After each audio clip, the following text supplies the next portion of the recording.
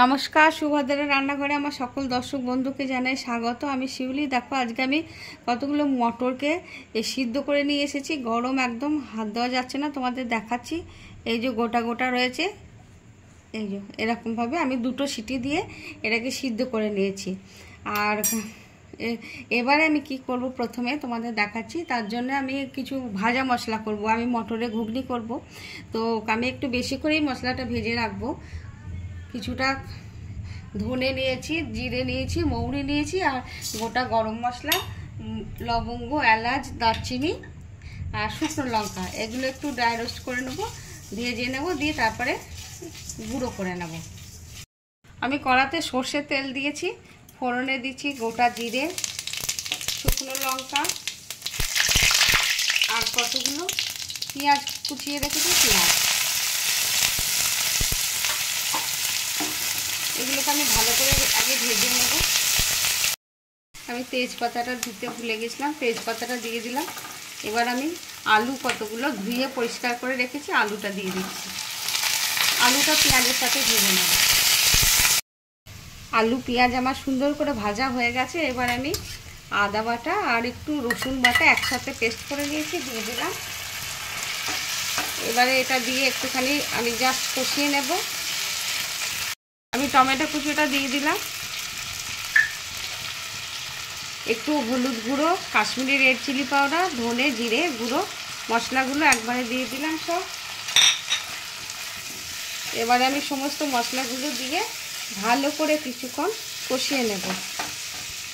আমি একটু লবণ দিচ্ছি অল্প করে, যেহেতু লবণ দিয়ে আমার সিদ্ধ করা রয়েছে, সেই জন্য অল্প লবণ দিলাম। আর একটু মটর সিদ্ধ করা স্টক দিয়ে দিচ্ছি, দিয়ে আমি মশলাটা কষিয়ে নেব। শুকনো হয়ে গেছে, সেই কারণে ভালো করে মশলাটা কষায়।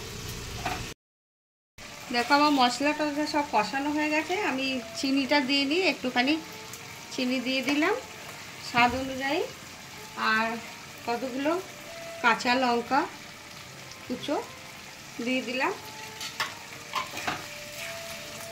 এবারে আমি সিদ্ধ করা মটরটা দিয়ে দিচ্ছি।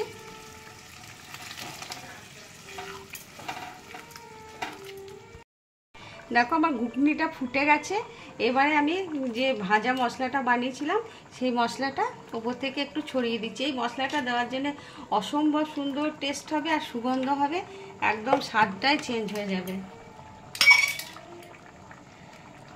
এবারে আমি ওপর থেকে আরেকটু স্বাদ বাড়ানোর জন্য আরেকটা জিনিস দিচ্ছি, সেটা হচ্ছে ধনেপাতা কুচো। ধনেপাতা কুচো একটু ছড়িয়ে দিলাম, যার জন্য স্বাদটা আরও ভালো হয়ে যাবে, দ্বিগুণ হয়ে যাবে। এবার আমি গ্যাসটা অফ করে দেব, কিছুক্ষণ স্ট্যান্ডিং টাইমের জন্য রেখে দেব। তারপরে তোমাদের আমি সার্ভ করে দেখাবো ঘুগনির রেসিপি কেমন হয়েছে। দেখো, আমার ঘুগনি রেডি এবং সার্ভ করতে শুরু করে দিয়েছি। দুটো বাটিতে আমি রেডি করে নিয়েছি, একদম দোকানের মতন। এবার এখন পুজোর সময় তোমরা এভাবে অবশ্যই একবার সবাই মিলে বানাবে, বাড়িতে বানিয়ে খাবে, খেয়ে আমাকে জানাবে তোমাদের কেমন লেগেছে। আমার এই ঘুগনির রেসিপি অসম্ভব সুন্দর হয়েছে, কিন্তু আর এত সুন্দর সুগন্ধ একটা বেরোচ্ছে না, তোমাদের আমি কি বলবো, বলে মানে বোঝাতে পারবো না। আমি তো তোমাদের গন্ধটা শোকাতে পারছি না। যাই হোক, তো তোমরা এইভাবে অবশ্যই বানাবে, হ্যাঁ। আর আমি কিভাবে সাজাচ্ছি দেখো, পেঁয়াজ কুচো দিলাম, লঙ্কা কুচি দিলাম, তারপরে দেখো এটা হচ্ছে তেঁতুলের পাল বানিয়ে রেখেছি, এটা দিয়ে দিলাম উপর থেকে। তারপরে একটু ঝুরি ভাজা, হ্যাঁ, একটু দেখো ঝুরি ভাজা ছড়িয়ে দিলাম। এইভাবে তোমরা সার্ভ করবে। ধনেপাতা কুচো অবশ্যই ছড়িয়ে দিয়েছি আগেই, আবার একটু তাছাড়াও দিচ্ছি, ধনেপাতা কুচো ছড়িয়ে দিচ্ছি।